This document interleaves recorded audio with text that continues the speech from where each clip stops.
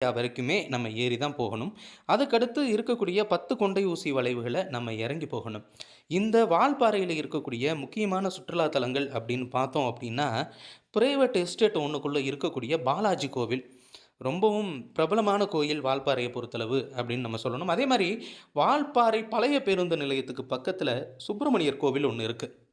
ரொம்பவும் பிரசித்தி பெற்ற கோயிலாக அந்த பகுதி மக்களால் வழிபடப்பட்டு கொண்டிருக்கிறது. அது மட்டும் இல்லாம பழமையான சர்ச்சும் ஒண்ணும் இருக்கிறது.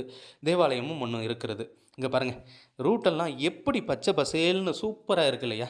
புதிய இலைகள் புதிய இலைகள பார்க்குறது அப்படிங்கிறதே ரொம்பவும் பிரமிப்பை ஏற்படுத்தும் அப்படின்னு சொல்வாங்க. இந்த இலைகள் உதிர்த்த மரங்கள் புதிய இலைகள தளிர்க்கும் பார்த்தீங்களா? துளிர்க்கும் பார்த்தீங்களா? அதெல்லாம் பார்க்கும்போது ரொம்பவும் மகிழ்ச்சியா இருக்கும். இந்த வெயில் பாருங்க, ஒரு சைடு பச்சை பசேல்னு இப்படி இருக்கு. ஆனால் இப்படி திரும்பி அந்த பக்கம் பார்த்தோம் அப்படின்னா, வெயில் படக்கூடிய